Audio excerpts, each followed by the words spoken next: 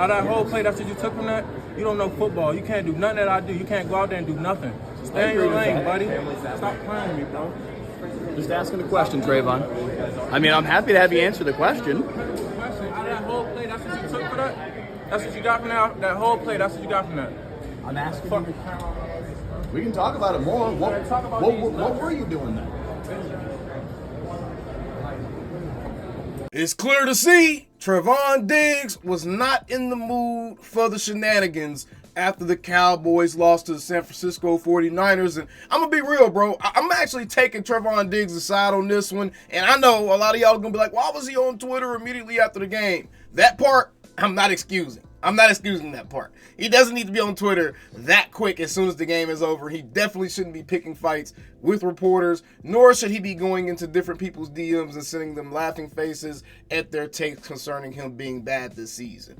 But I am going to say he did have a reason to be upset. The reporter that he was yelling at was Mike Leslie of WFAA. And the reason he was upset is because, again, he jumped on Twitter right after the game and seen a tweet that Mike Leslie fired off asking Trevon Diggs, what were you doing on this play? Trevon Diggs, what were you doing on this play? And it was a play in which, honestly, Trevon, he really didn't do anything wrong, if I'm being completely honest. Okay, it may have looked like he was running half speed or whatever it may have been, but to be quite honest, Trevon, he really wasn't at fault in that play. And this was probably the most physical and willing to tackle Trevon Diggs has been all season long. And I could definitely understand why Trevon Diggs would take offense to a reporter kind of trying to, I guess, push a narrative about him, especially on a play in which, honestly, there was no narrative to push. So with that, I'm on Trevon Diggs' side. But I will say, bruh, you reacting like that off of a tweet kind of lends towards the idea that this team is just not mentally tough right now. And that is not your fault. That is not one of the players' fault.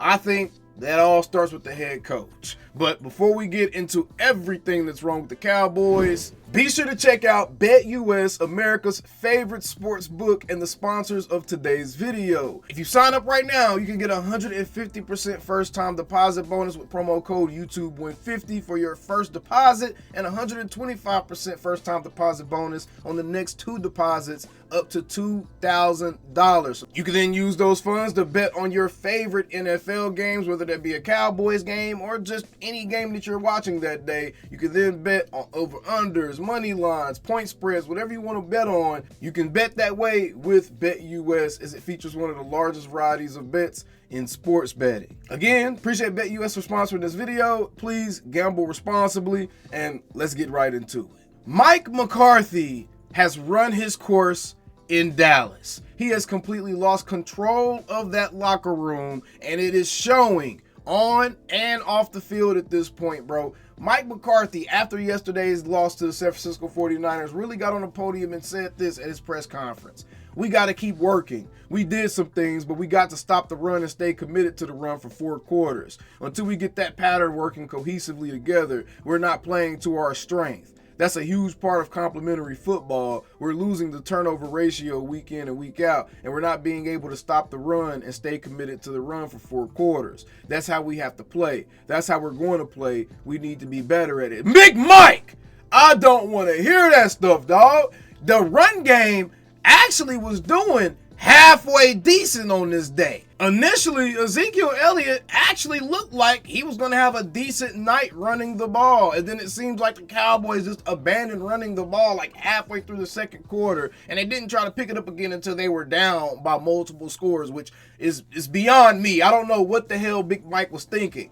But Ezekiel Elliott and Dalvin Cook even looked like they had some type of something in that backfield. And to hear Mike McCarthy talk about needing to run or needing to continue running the ball, how about just running the ball at more opportune times? How about running the ball some other time other than 1st and 10, Big Mike? How about running the ball some other time than 2nd and long, Big Mike? How about running the ball when you actually get down to the goal line, Big Mike? How about running the ball at the appropriate times, Big Mike? And you go through these stretches where everyone here thought it was Kellen Moore that will go through those stretches where it seems like he just was allergic to running the ball. He just did not want to run the ball. But I think now it's pretty clear. that was by design of Big Mike. Big Mike is the person that gets pass happy, y'all. We can say we want to say about Kellen Moore, and I'm not exonerating Kellen Moore at all, but when it looks the exact same as it did when Kellen Moore was here, as far as the way the play calling is being done, as far as, okay, if we get down a little bit, you clearly panic. You clearly panic. That's why I can't look at guys on this team and feel negatively towards them for them panicking, because the head coach panics, and it shows. He panics in big games. He comes out with a super conservative offensive play calling style, and then when the game starts to get out of hand or it goes left, you can see the way he calls the games.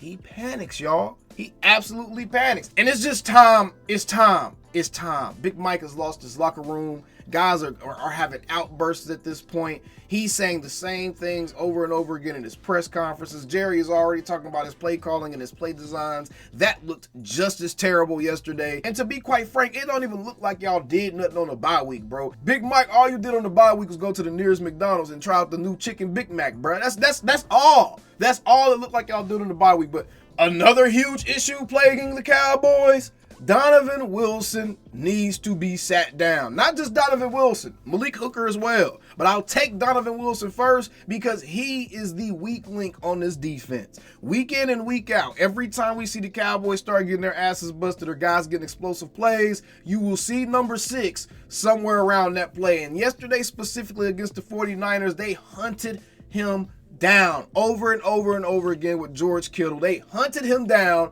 and Donovan Wilson got beat play after play after play the same exact way. And you can't tell me that George Kittle's faster than Donovan Wilson, or he should be losing Donovan Wilson. George Kittle's not even making no real moves, bro. He was doing simple ass crossing routes and slants and was busting Donovan Wilson's ass, bro. And Donovan Wilson is just week after week at this point, bro. He is your weakling. There is no reason, there is no place, time, or situation where Donovan Wilson's ass should be back there trying to cover nobody in pass coverage, because it's going to be the number on his jersey if he get caught back there. If the opposing quarterback is on the field, when they back there on the field and they look down the field, if they see the number 6, that's letting them know that's a touchdown that way, bruh. That's why he got 6 on his jersey. He is just an indicator to the opposing quarterback of where to throw the ball. You're going to get 6 if you throw the ball here. Donovan Wilson has got to go. Sit him down on the bench, trade his ass, do whatever you need to do. But I'm over the Donovan Wilson experience, y'all. I'm over the Donovan Wilson experience. We got to stop falling in love with the flash plays, bro.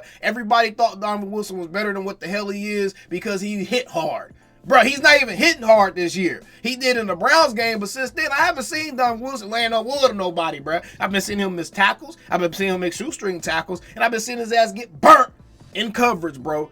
Donovan Wilson needs to be sat down. Malik Hooker is not too far behind him, but I mean, you probably don't want to go with a completely new secondary, but hey, maybe you need to. The way these dudes play against explosive plays, maybe you need to. And Malik Hooker got caught in mud in one of them plays, and it actually got called back a touchdown. Debo had a touchdown on Malik's head, bro, and it got called back because Malik got completely lost, bro, and Debo was booty, butt, bone naked, wide open, man. So the safeties are a huge problem, and they're part of what's making the Dallas Cowboys a hot-ass mess. I can't be mad at the rest of the defense. To me, the rest of the defense battle, given the circumstances, given the fact they're still playing practice squad guys, Carl Lawson, Amani Oruwariye, they're still missing their best players, Deron Bland, Michael Parsons, DeMarcus Lawrence, Sam Williams, Marshawn Nealon. They're still missing a ton of guys. Kalen Carson, they're still missing a ton of guys. So it's very hard to be overly critical of the defense, and that's why I'm not going to take this Sunday. I'm not going to take this week 8 against San Francisco 49ers. I'm not going to take this chance to punch down on Mike Zimmer, because to be quite frank, the defense has actually played a lot better than what they could have been playing, especially considering that damn near half the spots are being taken up by practice squad guys. So Mike Zimmer, I got to give him some grace right now. He is not playing with a full deck, and it would be unfair to judge any defensive coordinator with the guys that he has to play with right now. So yeah, I can't really judge Mike Zimmer. To be quite frank, the last couple weeks, the Cowboys defense has honestly started to look a little bit better. Even in this game, they gave up 30 points to the 49ers, and it was kind of a bend but don't break situation until the bow broke, right? And the offense definitely let them down in this game. There's no bones about it. Speaking of the offense letting them down, Dak Prescott is contributing to the Dallas Cowboys looking like a hot mess. Now, I'm not about to take this video like some of y'all probably are and some of y'all probably want me to. I'm not going to take this show and sit here and trash Dak Prescott. I'm not going to say I'm ready to move off of Dak Prescott. We don't need to bench Dak Prescott because you guys are absolute morons. Cooper Rush and Trey Lance are not going to look any better. In fact, it's going to look somehow worse behind this offensive line with those weapons, bro. I'm telling y'all right now. So those of y'all that,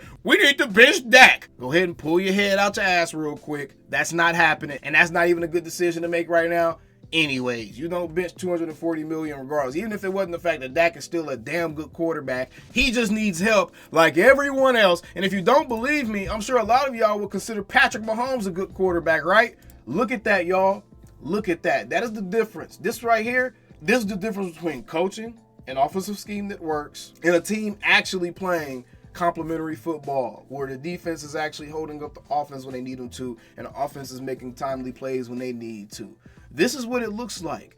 Patrick Mahomes is statistically having damn near the same exact season as Dak Prescott. He's actually thrown more interceptions than Dak Prescott. I know Cowboys fans are probably like, oh my God, I can't believe that. Yeah, it's true. He's thrown more interceptions than Dak Prescott so far this season. He's actually had the same exact quarterback rating essentially. And across the board, their statistics look essentially the same. And Dak is actually averaging 30 more passing yards per game than Patrick Mahomes and has a good amount of passing yards more than Patrick Mahomes this season so far, which means he's being asked to do more for his team as well.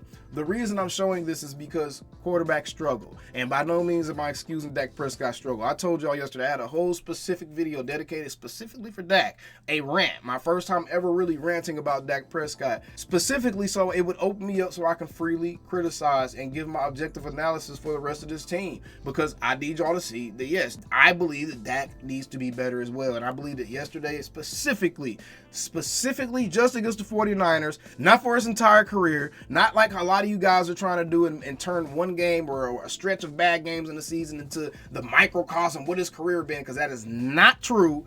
One game, a stretch of bad games, bro, and a lot of y'all are trying to really make Dak Prescott to be out to be like the worst quarterback in the league and all the other stuff. But this goes to show you right here, bro, quarterbacks need help. The Kansas City Chiefs are undefeated right now. They just went and traded for DeAndre Hopkins to give Patrick Mahomes another weapon. They drafted a weapon in the first round this year. Patrick Mahomes is throwing to Travis Kelce, Xavier Worthy, DeAndre Hopkins. They went and got Juju Smith-Schuster mid-season. Regardless of what y'all want to say, Patrick Mahomes has a much better group of weapons to throw to than a Dak Prescott. And he has a better and more established run game than Dak Prescott. And he has a better coach than Dak Prescott. And his defense plays better than Dak Prescott's. It's more than just the quarterback, y'all. So that's why I'm showing y'all. Just because someone's having a bad season, just because they're struggling, and he has to stop turning that ball over. That's the main thing. My issue with Dak right now is, bro, you just have to stop turning that ball over at the rate that you're turning it over. That right there is unacceptable, and I cannot excuse that.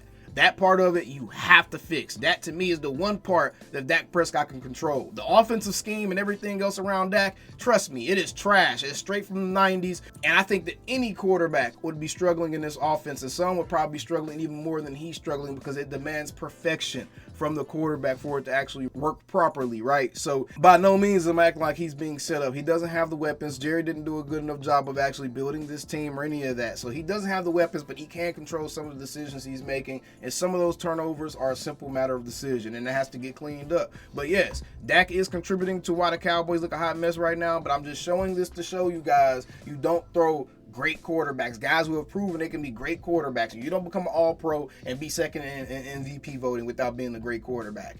Guys that have proven to be great quarterbacks, you don't throw those guys away just because they're having a struggle, bro. He needs to get this together. I want this to look a lot better by the end of the season, but he also needs help. Every other team in the league has given their guy help. Every top team in the league has a full loaded arsenal of weapons, bro. From the Lions to the Eagles to the Washington Commanders, even have some decent weapons, to the Chiefs, to the Bills. Now they went and got some more weapons for Josh Allen, to the Ravens. All the top teams in the league have a full arsenal of weapons for their guys to choose from. And Dak Prescott right now just has CeeDee Lamb and a bunch of other guys who are still trying to make their name for themselves. Jake Ferguson is not what we need him to be yet, and we got to stop overhyping him. As of right now, he's just a regular-ass tight end, y'all. Devontae Turpin does not need to be being used as much as he's being used in the passing game. There's way too many drawbacks to him being out there on that field and receiving passes, and there is positives. I know, he can stretch the field.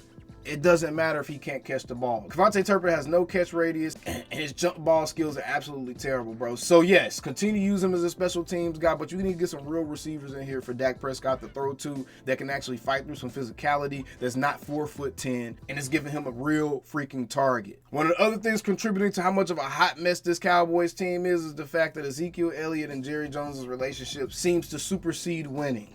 Rico Dowdle was ruled out in this Dallas Cowboys game with the flu, that he was sick, yet he came out and was signing autographs for fans before the game, and he looked pissed. He looked like someone who had been told he wasn't going to play, even though he was perfectly fine and ready to play, especially considering Deebo Samuels on the other side was playing after being in the hospital with pneumonia all week. So all of a sudden, Rico gets deemed sick right before the game, and then that leaves Ezekiel Elliott as your starting running back, and Dalvin Cook to come in behind him off the bench. Jerry and Ezekiel Elliott's relationship has gotten extremely toxic. We're going to cover this on another show because I don't want this one to run too long, right? But this is a huge problem. Jerry Jones, these are the actual cultural issues. These are the actual things that Jerry's doing that has a tangible impact on how the team is performing. When you're dictating who plays and players are able to essentially skip past the head coach and go complain to the owner and get what they want, that is really, really a problem, and that is the true culture issue that Dallas is facing. But again,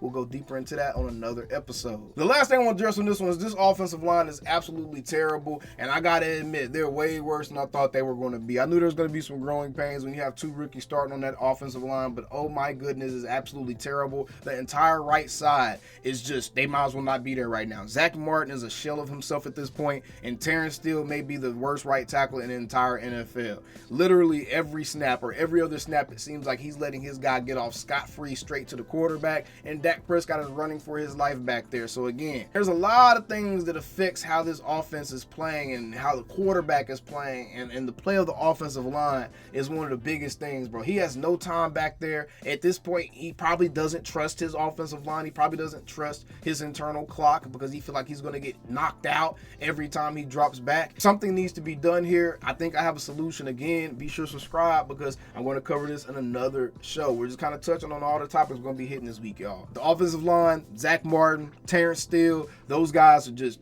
they're playing terrible football right now. There's no other way to put it. They're playing absolutely terrible football right now. Tyler Guyton was actually a little bit better yesterday. I have to look at the film, but Tyler Guyton was a little bit better. Didn't really hear his name called outside of that one holding call that got called at the same time Jake Ferguson's hold got called. But Terrence Steele, at this point, he needs to get on that bench, and the only way I will be okay with moving Tyler Guyton is if it's to replace him at right tackle, replace Terrence Steele at right tackle, move Tyler Smith over to left tackle, and let TJ Bass play that left guard position at this point, because Terrence Steele is 100% a liability, and he's going to get your $240 million quarterback killed back there. And it's as simple as that. But either way, y'all, yes, the Cowboys are a hot mess. No, we're not jumping off the ship. We go down with the ship over here with our team, y'all. I'm still rocking with Dak Prescott. I'm still rocking with the Dallas Cowboys. We just got to be real about what needs to change for this team to be in better position to win. I don't care about all the external narratives and, oh, it's Jerry. I don't care about that. I'm talking about football stuff, bro. I just want to talk about the football. I don't care about Jerry, how the team is never going to win until Jerry's gone, and all these other conspiracy theories. We're talking actual X's and O's, actual things that we can see that's actually going wrong on the field is what I want to talk about, and that's it, y'all. All right, but I'm not about to sit here and throw everybody else under the bus so I can save face for myself. No, I stand by my thoughts, I stand by my opinions, I stand by my analysis, and I still have roughly about 10 games to not be made to look like an absolute fool. Because by the end of the season, if everything I said continues to be wrong, I'm going to have to come up here and I'm going to have to own everything that I was wrong about. And we're going to do that. We're going to make sure that we maintain accountability here. But I'm still not going to change my team. I'm still not going to want a new quarterback this season or next season or none of that. So it is what it is, y'all. Sometimes your favorite teams and favorite players just don't play as good as you want them to play. And it's just, It's as simple as that, bro. I think that's as healthy as you can look at it. I'm not upset, and y'all shouldn't be either, bro. Go do something productive with your week until next week when they get to come back and try it again at AT&T Stadium. Hopefully we won't get embarrassed again, right? Either way, we still the same old Cowboys. Calling me, texting me, paging me, asking me, am I still them boys? Y'all usually check on me. Listen. I'm still them boys. Hey! Woo! Oh, shut up, my boy. Hey! I'm still them boys.